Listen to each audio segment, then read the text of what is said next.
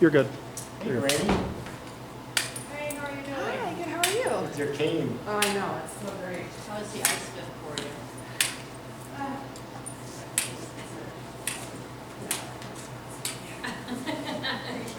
Hey, that's okay. So are we good? Yep. All right, so we're gonna start our student achievement committee meeting for the month of November. We have 3 agenda items. I'm gonna review the public release of the district and school report cards on November 14th. Give a quick continuous improvement update on the district goals and action plan. And then Dr. Russ is going to give a little district calendar update. I would say we currently do not have a December Student Achievement Committee meeting planned, so board members will plan accordingly. We have potentially 3 items that we would probably be going. The reason for that is that meeting would take place in 3 weeks, and we're not going to have that much to communicate that's different in the course of 15 days of school, because it would be Monday the 18th, and we wouldn't. Other Mondays we won't be here. So that's just a little FYI if you're planning accordingly. All right, so I have a little presentation for the school and district report cards. So just to review kind of what might be new for this report card, really nothing. There were no changes in the priority areas, calculations, or rating cut scores, so that's good. But I did want to note, it was the first time since the 2018-2019 report cards that data has come from 3 consecutive years, because this is still coming back to our pandemic. So for the 2019-2020 school year, we did not take the forward test. So when they were calculating report cards, they had to go back and use 18-19 data and the last 2 years. So this is the first year that pre-pandemic data was not included in calculations. So that's kind of, again, not new, but just something that we have to make note of, I guess, in particular. I just want to report the little report card at a glance, and again, links to this presentation as well as some of these resources are on our district website for our families. We do have a requirement that our report card ratings are found on our website, and we do have direct links to them for public purposes. But really, this is kind of how the front page looks like, and it will kind of have all of those indicators noted. We do have just some, number 1 there is just overall information on school and district. 2 is a little hard to make up in the corner, is a narrative that our school district does submit to DPI to put onto the top of that. That's something that we write that goes there, that I work with Dr. Russ on. 3 is the overall scores and rankings, and you see kind of where those rely. 4 kind of goes to the weighting in the areas and how they calculate that. And then they give you, in that last bottom box, the priority areas and scores. So just to go through those priority areas, the first one that you'll see, and that's going to be like this first box, that's called achievement. Then it has growth, targeted growth, and on track to graduation. So I'm going to, in that order, talk about how those, a broad overview of how it's calculated, because there's a very thick 50-page technical guide. But basically, achievement is the ELA and mathematics on the levels. So they're based between below basic, proficient, and advanced, and it takes 3 years of the test data into account. So again, that kind of goes back to how I started, which I said 18-19 data is gone. So they take a look and weight 3 years of data against below basic, proficient, and advanced categories. So below basic, you get 0 points, basic like 0.5, proficient 1, and advanced 1.5, and they weight that over 3 years with the 20, 2022 school year for this one, the later the data, the less it's weighted. So that's important to know here for our district because you've seen quite an increase in our report card. And part of that reason is some of our most challenging scores were that year where we were both in person and virtual. And we had also a variety of kids that opted out that test. And that data point is being weighted less and less the farther away it is. It also is the last year that that data point will even be included. So just something to note because a lot of people, not a lot, but some people, to be honest, say, Maria, what's going on? What happened? It's kind of like we had a bump in our data really in that year, and that's being phased out. So that's what they're talking about when they're talking about your achievement scores. Our next is priority growth.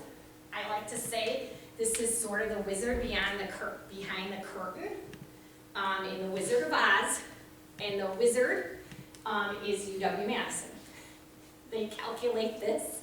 They don't tell us too much of all how they calculate it, except that they're going to say that it's a statistical technique known as value added, and that it compares the growth of students at Merton, or Merton Primary, Merton Intermediate, and then Merton K-8 against growth of similar students in our similar situation across Wisconsin.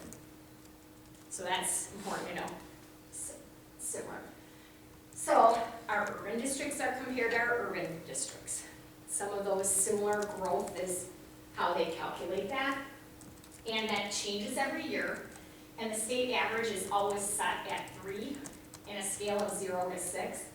So in your growth indicator, when you look at the detailed pages on the report card, you always want to see that your priority areas are over 3. That means you're doing better than the state average.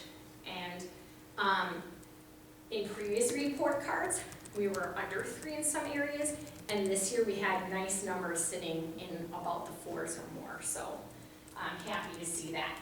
And again, it uses 3 years of results.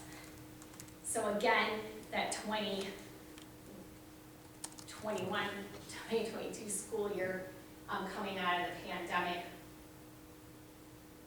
the 2021 school year coming out of the pandemic will be phased out. So I have to go back. All right. I did put a little graphics on here because I changed, as I'm preparing, I'm like, oh, I kind of want to talk more about this. Getting a little more nerdy. The next area is that target group outcomes. And it used to be called closing the achievement gap on previous report cards, but it's weighted different. I think that's important that people know because that was calculated different, it's different. So when you're comparing years of report cards, no, you're not always comparing the same things because the report cards have changed over time. And so the closing achievement gap going to target includes areas to measure that are reliable, inclusive, and actionable for schools. They're meant to help us develop our school goals and those type of things. And it focuses students in roughly the bottom quartile of performance based on the prior year's test results. It's important because it's our bottom 25th percent quartile. It doesn't mean students in the 25th percent quartile and low. If our bottom 25% is sitting in the national or state 35th percentile and below, that's where they have us. It's Merton's own bottom 25% of their students. So that's one thing I want to clear up. And then my 2 little graphs, because this is also weighted. And they look at achievement, growth, chronic absenteeism, and graduation or attendance. For K-8 district, it looks at attendance. K-12 districts, graduation. So that's weighted, and you see growth is 50% of that. Achievement, 20. Chronic absenteeism, 15, and attendance. So our attendance and absenteeism is a 30% weight combined, and kind of our achievement and how we're growing students equates for that other 70%. And then it just kind of gives you that table One here, a little bit of the achievement. Again, that's multi-year weighted average of math and ELA.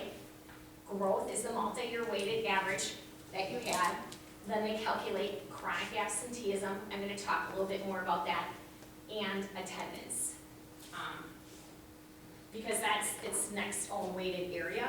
So think about this target group as taking all those three boxes and kind of swirling them together for your lowest 25% of kids.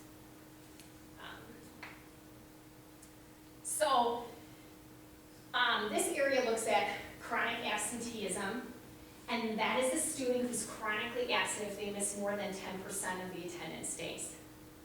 So this year's calculation is actually looking at 21-22 school year. We lagged a year behind. Okay, that's important to know. And so for us, you know, they round up. We have 177 actual days. So it's not 17.7, it's about 18 days. So students that are included in that are students that have missed more than 18 days of school, which is getting really close to almost a half a quarter of the school year. Attendance is the days of students attended divided by the possible days of attendance. Again, that is the 21-22 school year for that, this year's report card. Then they take the on-track measure for graduation, which is 3rd grade ELA and 8th grade math achievement. We've talked a ton of that at student achievement and why those indicators are on our district data dashboard, because there's a very high correlation to graduation rates if kids are proficient in those in ELA, in reading by 3rd grade and 8th grade in math. And you also see why they're using it now in Act 20, the new reading legislation, to say, and having us relook at our retention policies, because if we move them in 3rd grade, not passing proficiency, that's shows that statistically they have a less likelihood to graduate from high school. And then again, it's 20% of the weight for K-8 and 25% of the weight for K-12 districts. So those are the 4 areas that's used on the report card. Maria, on the absenteeism, Yeah. Ron, maybe, I know probably 2 years ago, Bill was still on board, we talked about absenteeism and kids missing, and we talked about the 10 days was like the cutoff for truancy, right? If I'm thinking about it correctly, if you're more than 10 days, you're technically truant from school. And we talked about stepping up kind of our letters and our calls. Yeah. So multi-point question here. What are the trends at the primary school? What are the trends at the intermediate school? Have we seen that improve since we've updated and changed the way we're doing it? Or are we still fighting kids missing school for various reasons? Sickness, vacation, etc. And can I add on to his question there that, unless I misread the data, 2 years ago our absenteeism was significantly, or was it, it's lags a year, so what, 3 years ago to 2 years ago? It's 21-22 that 21-22 is. not for the 22-23 report card, which is what this is. Okay, that the most recent count was significantly higher, is that? So I didn't Yeah. know if that was, we couldn't go anyplace for a year and so we're catching up on seeing relatives or that type of thing, Yeah. or if I read that wrong. So, I mean, we're talking about this administratively because we're working on the 400 policies and Yeah. attendance is in there. So we've had a lot of recent conversation on data. I think we had between 40 and 50 students that are chronically absent here in our district. It was roughly like that, but Dr. Russ can give you a little more information. Let me pull some of that specific data and I can share. Yeah, and Well, we know the primary has more of it than the intermediate when we send letters. So we Okay. can say our primary attendance for how they define chronic absenteeism is more at the primary than in the intermediate. We know that by the amount of letters that we send. The other thing that our policy that we've been talking a lot about is if you get a doctor's note, we excuse for that, even beyond the 10, and don't count. But the state doesn't care if you have a doctor's note or not. Yeah, 18 or more absences are 18 or more absences, partly because we know 10 days or more teacher absences or 10 days of student absences does have a correlation to reduction in what kids learn. So if a teacher's absent more than 10 days, unless it's a well-planned thing and there's transitions, but chronic teacher absenteeism and chronic student absenteeism over that 10 is pretty well researched. Do we know how much of our chronic absenteeism for students is illness related? Well, again, they're allowed here to do that. Right, that's what I'm wondering about, the difference between perhaps our numbers and the state's. but I also think we're not the only school in Lake Country that has this challenge. I recently had a conversation with a teacher in another Lake Country school district, and this idea came up where kids are gone for various reasons, illness, vacation, etc. So I don't think it's a Merton thing alone. So I'm not, my question isn't, you know, No, I think can it's, answer some of that. well, it's a We don't find that societal, more than I think it's a intermediate. societal thing too. Yeah, Not just, and I do think intuitively, I would think younger kids, immune systems aren't as strong, maybe as older kids, maybe they are sick more often, but I don't know. But so we can get back to We can some get back to of the that. actual data. Like, for instance, last year, again, I'm just going off of our attendance report, we had 151 students at Merton Primary School that missed 10 or more days. Yeah. 151. And we had, and that includes 4K, so we had 540 kids. So close to it, let's call it 30%. yeah, Close to 30% of our kids missed 10 or more days, which research would show your achievement will be affected. Conversely, when we take a look at the truancy, what the state would qualify as, this is just at Merton Primary School. What was it? We had 199 to, we had 14 kids, 14 students who qualified as 18 or more. So that's part of my question, you answered part of it. Yeah. But that's 1 year, that was not, let me get the 21-22 Yeah. data. Last year was the first year that we instituted The letters. letters, phone calls, emails, and things like that. So that's kind of our And I think baseline. being clear on the doctor's excuses too. Yep, exactly. yeah. I think, and I've seen it, I think in s'mores and different things about, hey, the data shows this is what happens with absenteeism. I think we put that in s'mores to educate our parents as to why it's important. I think we've seen that more. So I think that educating, and I don't know what the letters say or don't say, but hopefully we're, anyway, sorry. That's okay, those are good questions. And this next slide just has our data on where we were this year, from our school district, primary and intermediate school. And then we kind of took I have a historical look back, again, somewhat apples to apples, but not quite, because the report cards and calculations have changed over time. But I just want to say, you know, it's really quite amazing how well last year we did. Kudos to our teacher and our intervention center staff, because really what we grew mostly in was our added value, our growth, and our targeted outcome groups.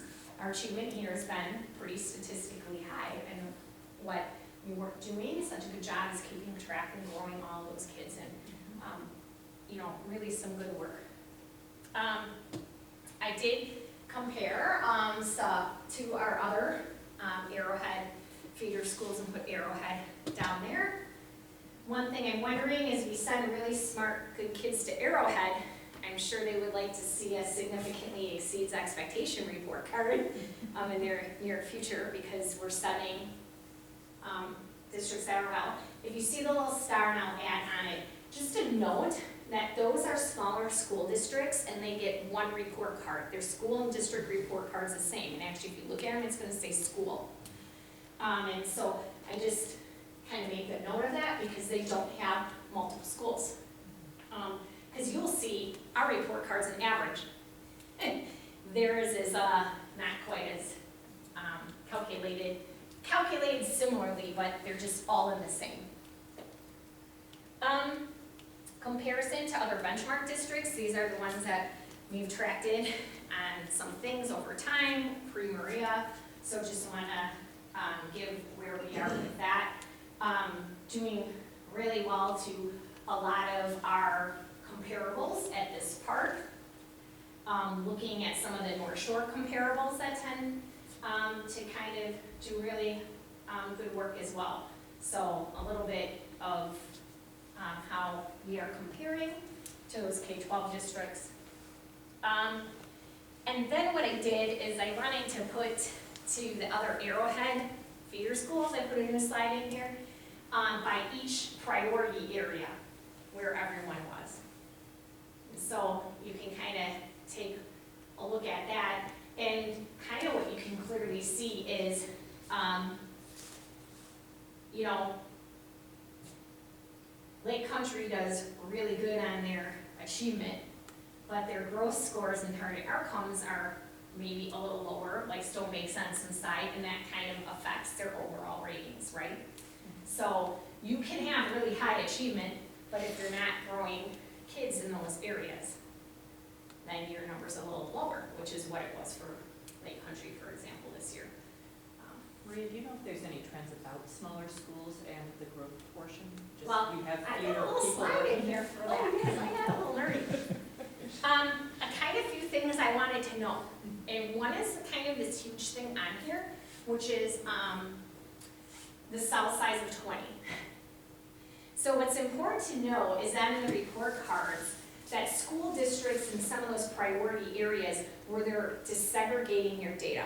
So data that school districts that are more diverse, either by race or have students identified with a disability or have a rate of economically disadvantaged that's 20 or more. You know, that's part of the weighting calculation. There are school districts that are so small that don't even get 20 or don't even have that in their report cards. So I don't want to say that advantages them, but it kind of does, because those numbers aren't there. So one thing I wanted to say is there's something that I looked at. When you're looking at Swallow, North Lake, and Stone Bay, they do not have cell sizes of 20 special education students in the testing area. So you'll see that weighted, like those kids aren't. So in that growth indicator and added value, because those are kind of taking similar groups of students, they don't have to have the same percentage of that. Why Heartland Lakeside, we do, and Lake Country.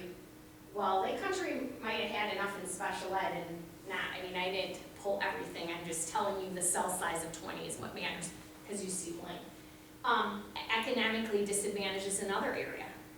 We have a percentage of a cell size over 20, Heartland Lakeside does, a lot of these smaller school districts do not, so they aren't calculated as a priority area. So even when we think we're comparing apples to oranges, the cell size does impact that, which is why I'm saying these districts should, theoretically, maybe perform different than us. Also, another note, the attendance does lag over the years. So when I'm thinking about 21-22, that was Maria's first year here, we still had COVID, we still had families, you know, not just vacationing, but when you had COVID, if you were positive, you stayed home in most cases for those 5 days. So I don't know how that number, as that also gets phased out, how it will influence. Because that was the year too that we said we need to do something different with our attendance. Yeah. And we instituted more communication to the families. And again, that data will be gone, and remember, because that's also weighted over the 3 years. And then, I don't know if you saw, but someone, of course, looked at every district report card and ranked the top 10 in Wisconsin, and really pleased to hear that Merton made the top 10, which is phenomenal. I starred everyone that were K-8 districts. I think that's important because remember, the on-graduation rate, how we calculate some things does influence high schools, and sometimes when we're comparing ourselves to K-12, especially on something like this, they have different data points. But where we fell in that, and you'll notice the majority of school districts, all but 2, are K-8s. So, really pleased about that. So where can we grow? We can continue to grow overall achievement. We are not as high as some of our K-8 feeder school comparables into Arrowhead in that category. You saw Lake Country sitting really pretty with what there is. Again, smaller group as a kids, not having cell sizes, so I'll just say that. But we are going to continue to do that. Because remember that achievement data is used for calculation for achievement and on track for graduation in the 3rd grade ELA and in the math. So keep our eyes. We're going to work on keep improving. One question on chronic absenteeism that I'll just note, Swallow had a 98.3%,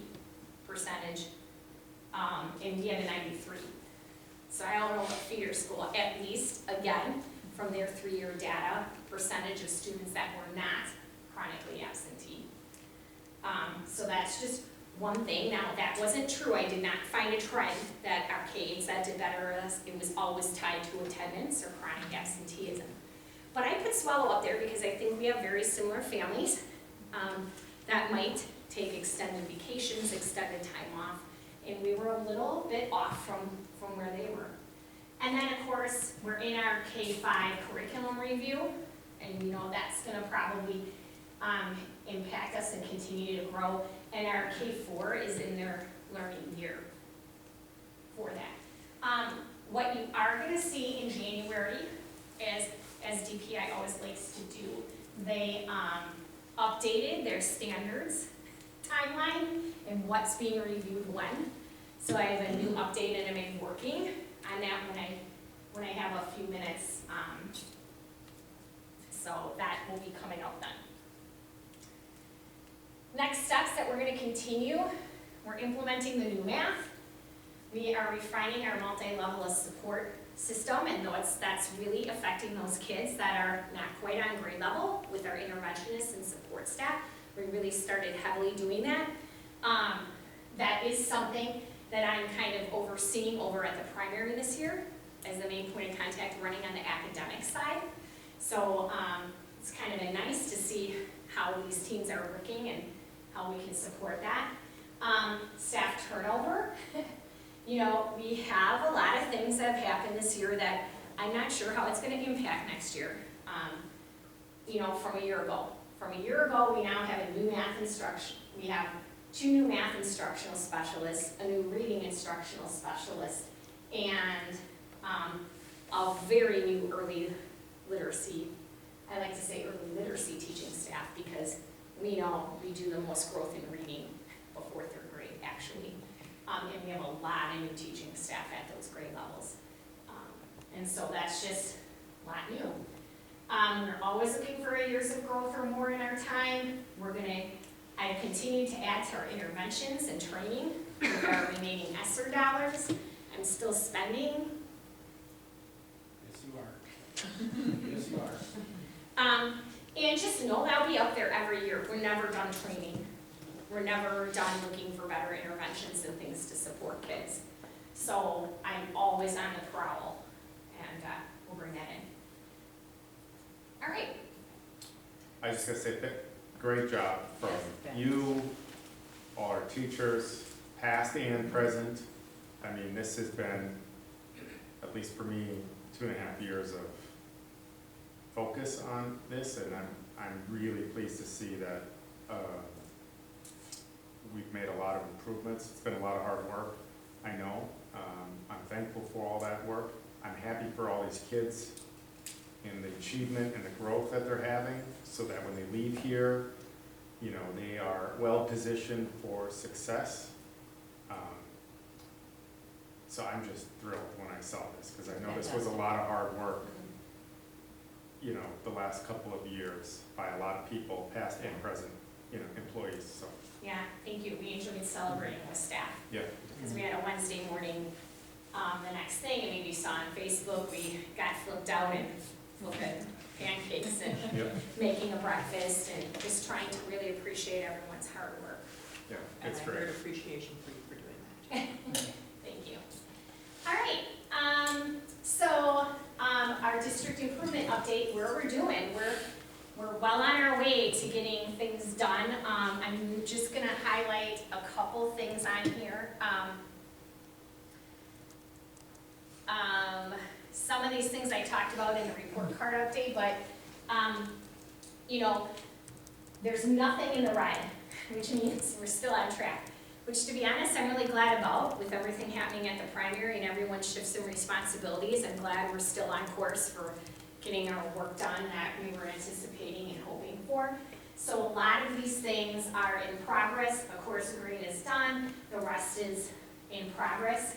The only thing on objective 1 is our policy work, and we do have a whole slew of policies in the 400s that will be going to the staff and the board for December. So we will actually be able to put that in the yellow. And our hope is still to try to get that work done if possible. So that feedback window is this upcoming month? Will be, yes. Will be, yep. Yep. And those were finalized. Not all the 400s. I think I counted well over 50 policies. Wow. So we'll be taking them as we get them done administratively. But we have a first batch ready. We don't want our policy people to fall asleep reading them all. Never. No. It's not in our books that they give you. Okay. You know, our objective 2 effective things. I have been able, and Steve and I have met with all of our teaching staff now on their SLO work, which is tied to, if you're at the primary school, our math adoption, up here, if you're taking math or ELA, to our new adoptions, and all of the rest of the work that they're doing. So we're well on our way of staying with that, and again, it's been a pleasure to meet with our teaching staff and see where they're at with the new implementation, the good news and the struggles that they're having, and how we can continue to support them. And again, we're really pretty much right on track for getting the work done in this objective. Marina, are the struggles, do people tend to struggle with similar things, or are they pretty individual or classroom-based for what those struggles are? Well, the math curriculum is very different than our old program. So it's a lot more teacher prep needed, meaning they have to read ahead, they have to do a whole bunch of things that they normally maybe wouldn't be doing. And then there's some physical prep work that goes along with it. So some of it's that, you know, and like I said, our old program had videos that they could things. This is much more activity-based and teacher-led. So it takes a little more time and energy to prepare yourself to deliver this. So Once you've prepared it once, you still need to prepare in the future, but you know more about what you're doing. right. So, and I just want to be clear, we give a lot of professional development time actually to take each module. So, as they're finishing module 2 now, which is where they are, and this is where we strategically plan professional development days, this Friday, we're giving them a half day to work as a great little team to look into that module 3 for planning and preparation to get them started. And we're going to be doing some protocol work with them also about how you kind of dig in. And our math instructional specialist, Lindsay, and I both mocked up how we would be planning as we're reading through a lesson and really digging in and thinking about our students. So it's been really nice kind of evaluating staff and meeting with staff on this, because I've got pretty much, I can tell you I have a good boots on the ground for how all that's going. Again, for our next objective, we're really doing well, staying on track for that. Can I ask you a question about, I think there's a word in here that might just not make sense to you. So Yeah. this is under the multi-year focus, last cell on page 5. Or there's a mistake no one caught. Yeah. It says, the district will create math K-8 commitments to ensure every student deserves instruction. Do you mean receives? Probably. Because every student does deserve instruction. So I presume it's just a. Yeah. I will take a look at that and see what I meant over time. Okay, thank you. One thing that you're gonna see that's probably gonna come back in Steve's report and that we're catching on is this last thing about our ACP cell and GPS course. How that's been running here, the amount of opt-outs that we've had, what we feel our kids aren't getting. I know Steve has some thoughts on it. I'm most concerned because I don't feel like we're getting to some of the study skills and organization things that I would like. That is part of our ACP work that we're supposed to have. That's found in second step right now. We have to figure out a way of bringing that in to help better transition our kids to Arrowhead. So we will be circling back on that, so just keeping that on everybody's radar about what we'll be doing. And then one thing I just isn't red, I didn't put our goal work back up on our website. I mean, that's been purposeful, it's on here, and not, the reason why is, you know, our primary is a little in standstill. I'm trying to do the best to leave that, and I just haven't posted them. But we are hoping to have a math curriculum night for Eureka. I lost our one coach right before the school year started, and then we lost the principal with the work. So I'm just prioritizing when we're down about 2 leaders in that area of when that's going to occur. But it still is on my wish list to get done this year. And we've been talking about that and planning. It'll probably just be a little later than usual, than what we would have hoped. All right, any questions on our district goal work? All right, last thing won't take long, you know, don't worry. Dr. Russ has an update on the district calendar. So, Do you want me to click on the memo or no? No, that's all right. So typically by now, we would have a calendar that would be in front of the board for almost approval or first draft. So as the memo says, Arrowhead is going through a block schedule change, which means their calendar is going to change. That calendar should be approved on the December 13th board meeting. Arrowhead's been, again, we know we're going to start school on September 3rd. We know when spring break is. Spring break's going to be March 24th through the 28th. But the rest of the calendar is up in the air. Why do we wait for Arrowhead? Our transportation contract is tied to the Arrowhead calendar. So we really want to take a look at when they're in school, because that is the best price for us transportation-wise, but ultimately to understand that we will bring this to the student achievement because we are going to do what's best for our kids. Okay, so more to come on that, but again, we just wanted to give an update for some people who are wondering, hey, where's that calendar? People have reached out and said, Ron, when's spring break? Again, we know that March 24th through the 28th, and we know we are not going to be starting school before Labor Day. So more to come. We will have a draft calendar for the Student Achievement Committee in January for us to present to you guys and work through it. Okay. Yeah. Great, so that's our last agenda item on student achievement. Just a reminder, we do not have a December meeting scheduled unless something greatly changes. Partly because we didn't figure, even if Arrowhead decides on their December 12th, that we can work with staff, get feedback, and get everything done on the calendar by the 18th isn't really possible. So we'll have to wait until January for that.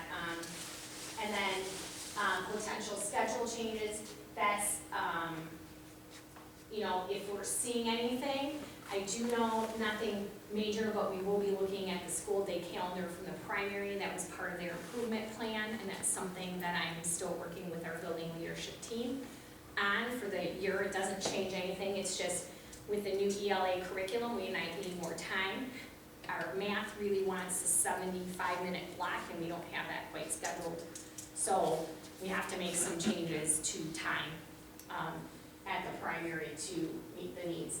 And then, of course, last but not least, Steve will be giving an update, and I'll talk a bit more of where we are with our ELA work. All right? Back to the Arrowhead. Yep.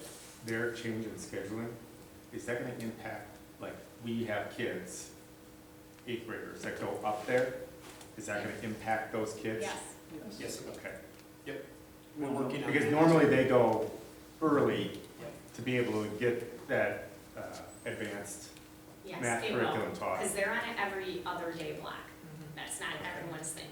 Yep. So they would have math one day, not the next. So Okay.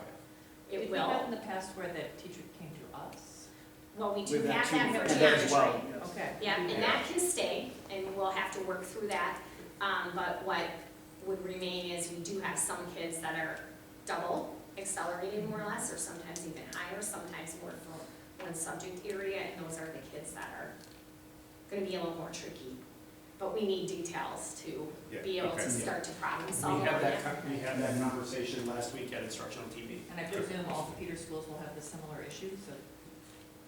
Yep, yeah, that's why we continually meet monthly to talk about, and our first agenda item always is calendar. Okay. Yeah. All right. Thank you. Thanks. All right, thank you.